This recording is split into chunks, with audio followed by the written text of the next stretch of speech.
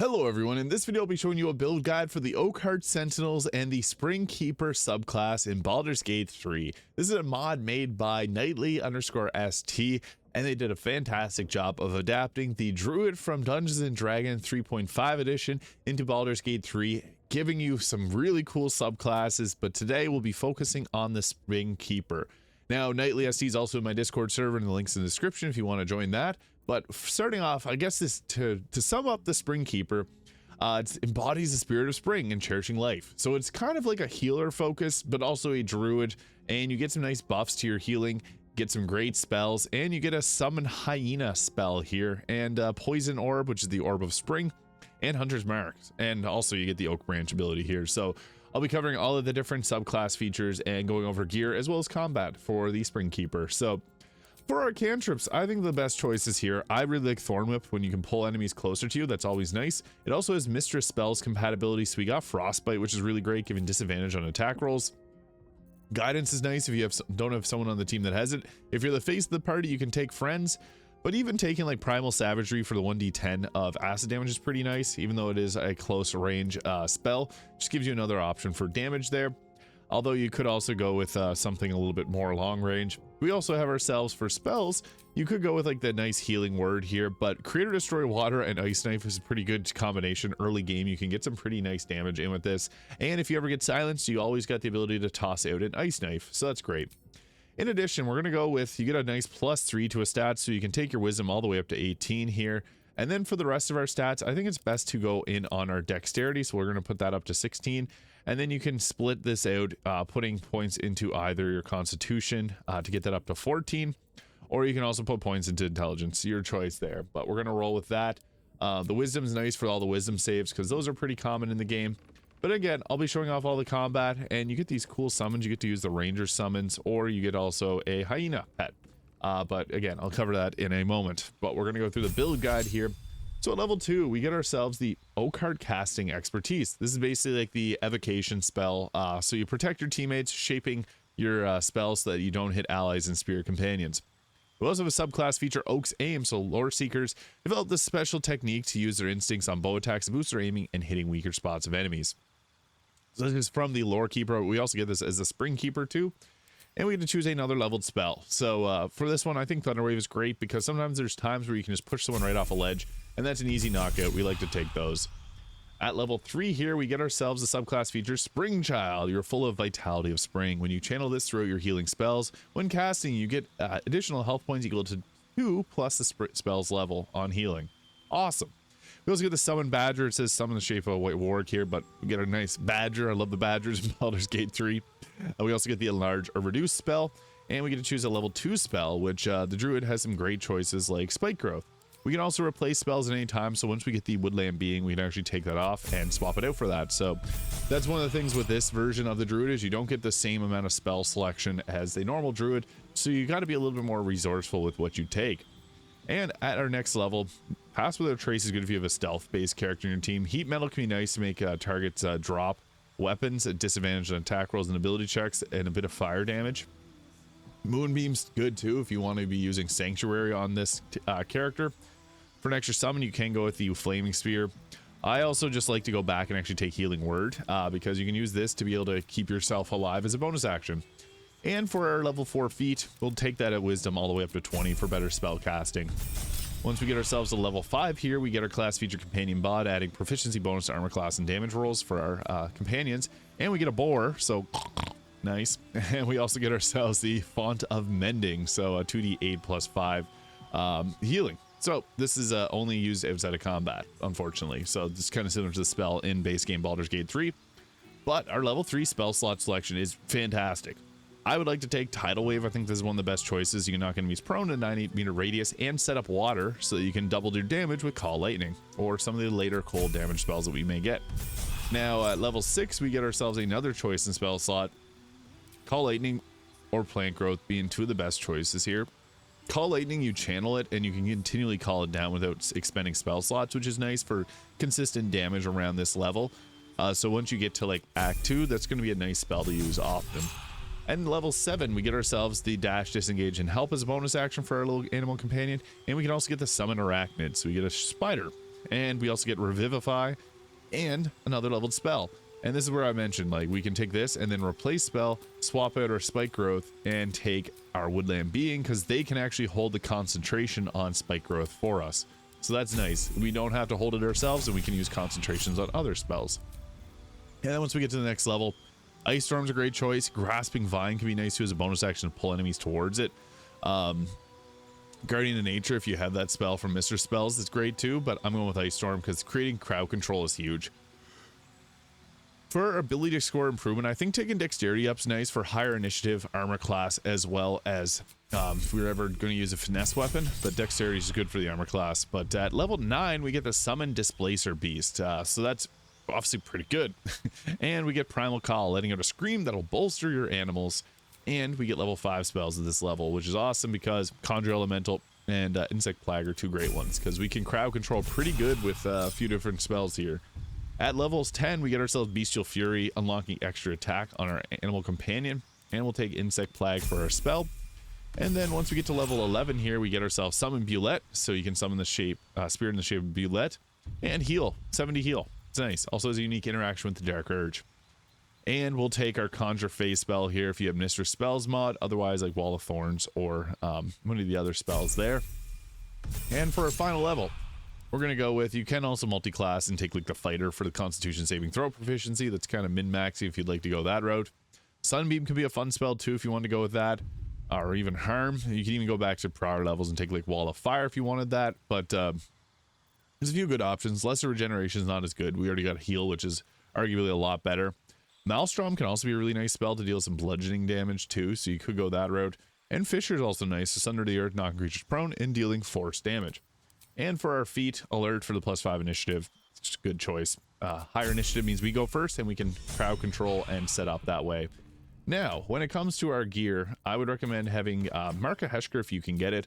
Obviously, early in the game, you're going to have different spell or different equipment. So getting the Morning Frost in Act 1 can actually be really good for dealing extra cold damage, and you get Ray of Frost, but we also have Ice Knife that we can use it with, so good choice. I wouldn't really recommend using Ray of Frost, more so just using the Ice Knife if you wanted that. As you level up, you get better spell or staffs, so you can take what you want. Staff of Spell Power is nice. And a little trick with the Staff of Spell Powers, we can actually use that to set up and give ourselves a free cast so that we can summon in without having to waste spell slots. So you can use like Conjure Fey or your Conjure Elemental, and we'll get a free Water Mirror Dawn using the Arcane Battery, so we don't have to waste any spell slots on that, which is great because we want to keep those. We got 2 level spells, 6 spell slots, so we want to keep them as much as we can. Now, I'm also just using a mod that has a leafless Druid armor because I thought that looked good, but we get light armor proficiency. You could go with the classic Robe of the Weave here, giving us only 21 armor class, but increasing our spell save DC. You can also wear Druid armor. Like the Armor of Sporekeeper doesn't really work here, or Moonbasking, but Landfall will give us increased spell save DC. And if you start your turn on Vine Surface or Plant Growth, you get a 1d4 of health points, and you get a free Plant Growth spell casting, so that can be nice. You could also go with medium armor. This will be probably the best choice for just survivability's sake, so we'll go with that there. And another great choice for gloves is the Reviving Hands. When you heal a creature, it gains the effects of Blade Ward, and when you revive a creature, it gets Death Ward, which is really nice. It goes along because we got medium armor proficiency and Cloak of Protection, Ring of Protection, and I like the Crypt Lord Ring for a free Create Undead, giving us a level 6 spell, and it's also just nice because we're focused on summons. And we can also go with the Hood of the Weave here to increase our overall spell save DC. So that can be really good. You can also go with the Gloves of Belligerent Skies here. So we do have some Thunder and Lightning spells. Not that many, but they are there. And we also get bonuses with bows. So you can use the Hellrider Longbow for +3 initiative, or really any bow that you prefer. So again, we want to be using our free cast as much as possible. And then we also got our different summons that we got too. So I guess we can, you got like the Arachnid, so you can summon in a Spider here. And the Spider is nice because it gives you some different web attacks, so this can in web an area. Spider is pretty freaky looking, so sorry if you got arachnophobia there. But the Bulette's also really nice too, so using this we get ourselves a nice Bulette summon, which is really strong. 162 health, and the Bulette is just pretty cool. Corrosive Phlegm, and it's got a very powerful bite doing 4d12, and this can actually pair well if you got the ballast armor, because that'll also apply the vulnerability to the piercing damage if you're close range. We also get a displacer beast summon, and if you got the Elith ability, you can become a displacer beast as well. So we got a whole posse here of nice creatures to take on enemies against. We also get the Conjure Fae, so you can summon in a Dust Hag too if you got Mistress Spells mod downloaded. It was another nice summon to play around with. And then also we get ourselves the minor elementals, so we can summon in the Azure or the Ice Mephits, which the Ice Mephits typically are the better choice here, because with them you got they can explode if you have Create Water set up. And we also got our Summon Boar, so we can summon in the Boar. And then I can't forget about the Woodland Being, who also has a summon. So we're summoning the summons that'll summon more summons for us, so that we can summon while summoning. And we got the Fallen Lord here, so there's the Woodwoad. Yeah, we got a whole big gang here. And then that's not even to mention the hyena pet here. So you got the hyena, and also we got choice of Oakheart Sentinels. So you got like the saber cat or the owl bear. I like the owl bear here. And yeah, you can see we got a lot of summons. It's pretty fun. And there's also the classic companions, which you could also use instead of the Oakheart companions. So if you wanted something like that, you could also go with like the bear. So you got bear summons as well, but I guess it doesn't work because we have this one out.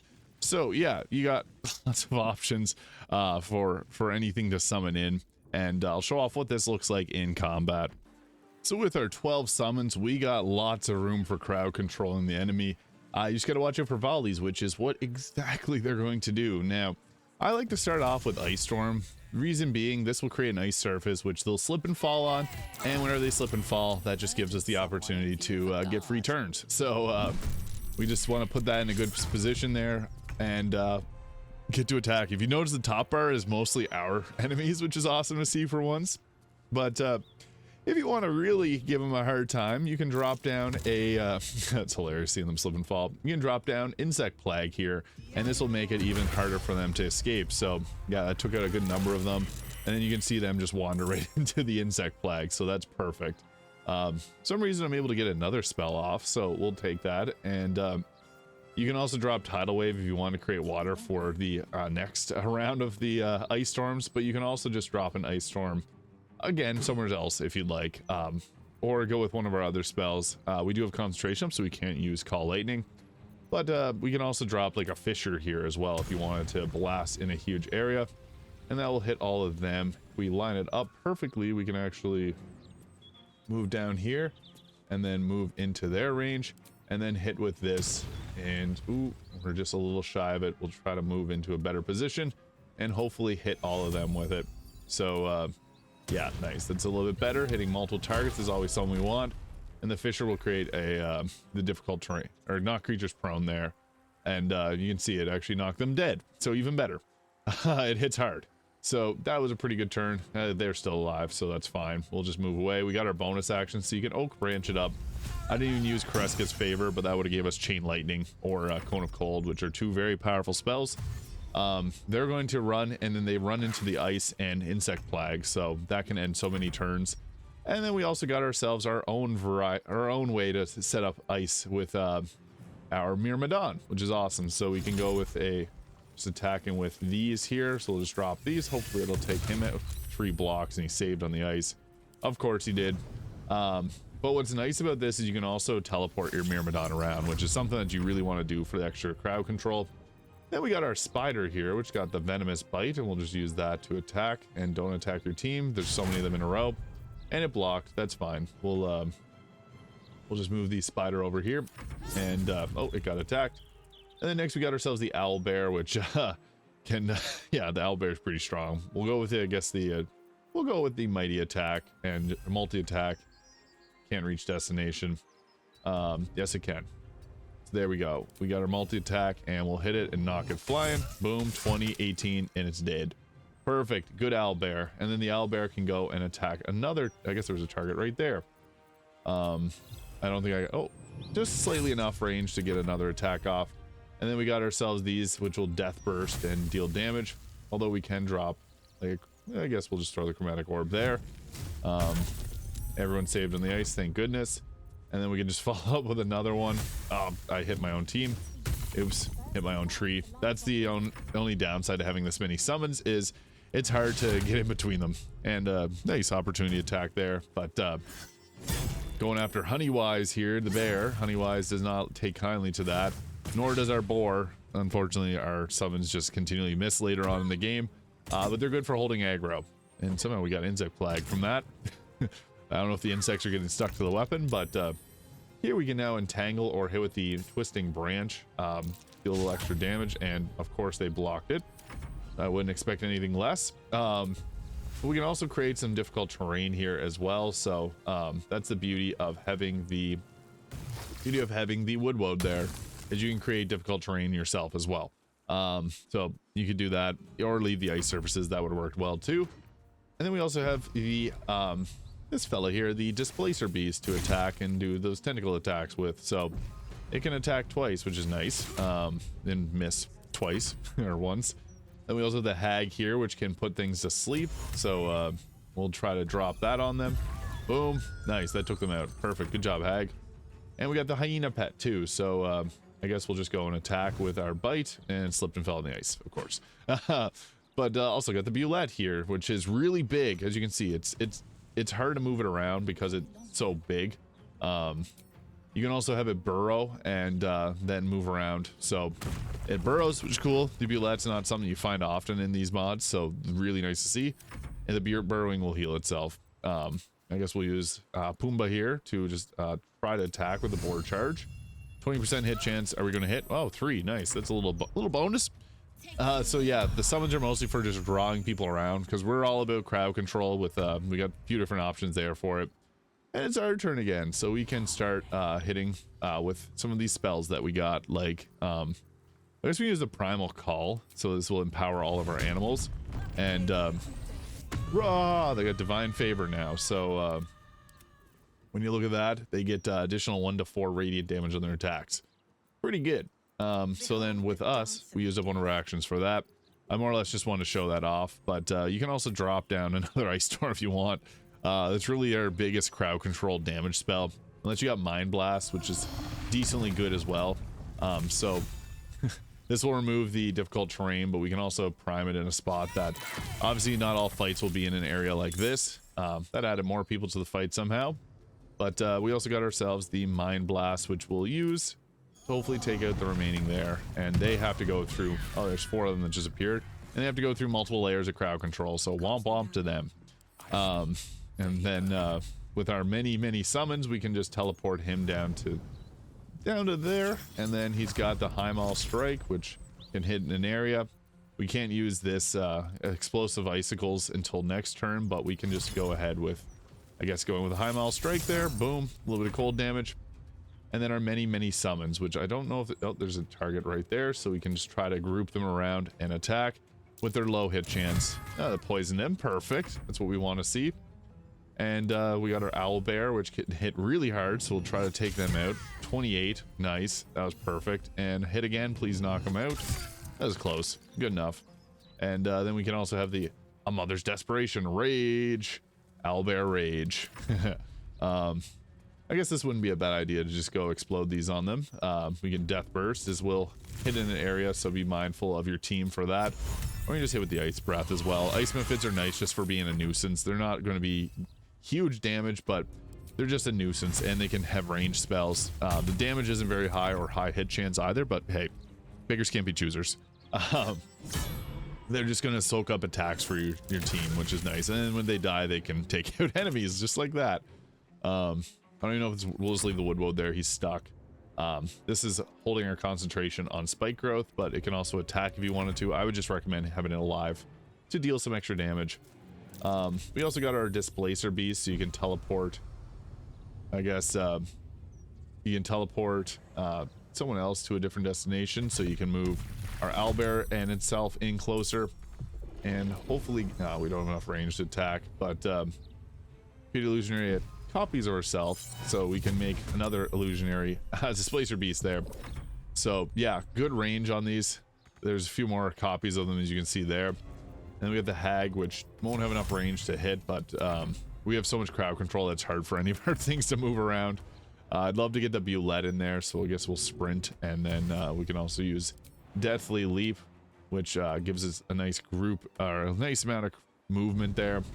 It's going to take damage from the insect plague, which is fine because it's a big tank and it got a lot of health. And we had our boar, which will go down if it gets into that, so we're not going to do that. But now it's our turn, and we're running low on spell slots. We only have level 3 spell slots left, so I guess I'll drop down a Tidal Wave there, which can knock prone, and take out some of our summons that were caught in the crossfire there, unfortunately. And we'll go with another Tidal Wave, because that's really all we got at this current time.